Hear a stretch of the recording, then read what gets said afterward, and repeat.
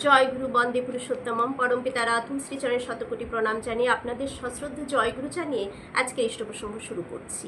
আজকের ইষ্ট প্রসঙ্গ পেট পরিষ্কার করার জন্য ঠাকুরের দেওয়া ছোট একটা টোটকা। আমাদের এখন দেখা যায় অনেকেরই বয়স হলে তো এটা সবারই হয়, পেট পরিষ্কার হয় না, মানে পায়খানা পরিষ্কার হয় না, 2-3 দিন ধরে হচ্ছে না, পেট ফুলে যাচ্ছে, গ্যাস হয়ে যাচ্ছে, অস্বস্তি একটা শরীরের মধ্যে হচ্ছে, কিছুই ভালো লাগছে না। তার জন্য ঠাকুর দিলেন একটি টোটকা, এবং এই টোটকায় লিভার ভালো থাকবে, হজম ভালো হবে, পায়খানা পরিষ্কার হবে। আর চা খাওয়া কি ভালো? চা খেলে কি ক্ষতি হয় সেটাও ঠাকুর বললেন, সেটাও আমরা শুনে নেব।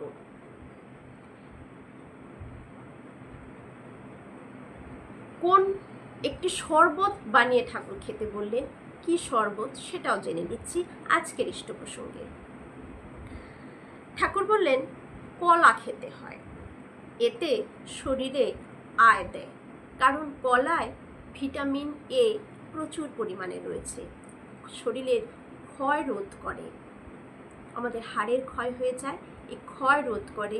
দাঁতের জন্য প্রচুর পরিমাণে ভালো কলা, সবরি কলা বা বীচি জাতীয় কলা খেতে বললেন ঠাকুর। একজন জিজ্ঞাসা করলেন, মানে শরদ্দা জিজ্ঞাসা করলেন, চা খাওয়া কি ভালো? শ্রী শ্রী ঠাকুর বললেন, এটা আলোচনা প্রসঙ্গের 20তম খণ্ড থেকে পাঠ করছে, এটা বলা হয়নি তাই বলে দিলাম মাঝপথে। শরদ্দা বললেন, চা খাওয়া কি ভালো? শ্রী শ্রী ঠাকুর বললেন, চা খেলে নেশা যে হয় তা মনে হয় না। চা খেলে যে একটা নেশা হয় সেটা কিন্তু হয় না। তা কিন্তু ঠিকই, যেমন আমি চা খাই, আমার চা খাওয়ার একটা অভ্যাস আছে, কিন্তু নেশা নয়। না খেলে যে একটা নেশা হলে যে ভাবটা হয় যে খেতেই হবে, খেলাম না ভালো লাগছে না, মাথাটা ধরছে, এরকম অনেকের মুখে শুনে থাকি, কিন্তু নেশাটা হয় না। তবে খিদেটা নষ্ট হয়। দেখবেন যারা সারাদিনে অনেকবার চা খায় তাদের নাকি খিদে পায় না। ওই চা খিদেটাকে নষ্ট করে দেয়। ওতে ট্যানিন আছে, তা পেটের অনেক স্বাভাবিক নিঃসরণকে নষ্ট করে দেয়। পেটের অনেক স্বাভাবিক নিঃসরণ আছে, সেগুলোকে কিন্তু এই চা নষ্ট করে দেয়। তাতে শরীরে কিছু ক্ষতি হয়, তাতে শরীরে কিছু ক্ষতি তো হবে, কারণ পেটের ভেতরে যে স্বাভাবিক কিছু নিঃসরণ সেগুলো করতে দিচ্ছে না, বাধা দিচ্ছে, তাতে তো শরীরের একটু খারাপ হবেই। ওর চাইতে বরং একটু গরম দুধ বা কোকো খাওয়া ভালো।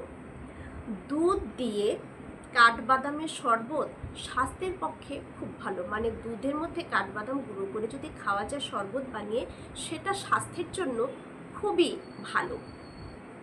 শ্রী শ্রী ঠাকুর পেটের অসুখের জন্য একটা ওষুধ বললেন, সেটা হচ্ছে অনন্তমূল, নিমগুলঞ্চ, কালো মেঘ,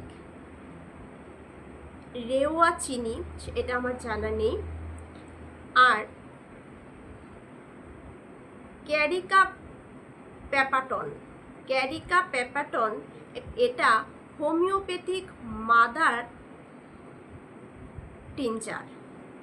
যে হোমিওপ্যাথিক যে মাদার যেটা আছে, মাদার টিনচার যেটা আছে, সেটা হচ্ছে এই ক্যারিকা পেপাটন এর সংমিশ্রণ করে খেলে পায়খানা পরিষ্কার হবে।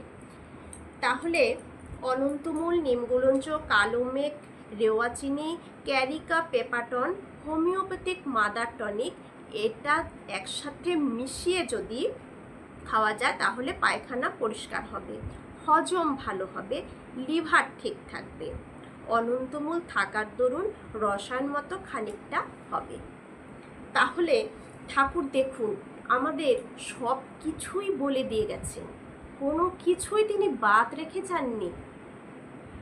কি খেলে আমাদের পায়খানা পরিষ্কার হবে তার জন্য বলে গেছেন, আমাদের বাত সার্বিক তার জন্য টোটকা দিয়ে গেছেন, বাতের ওষুধের টোটকা দিয়ে গেছেন, অর্শের টোটকা দিয়ে গেছেন,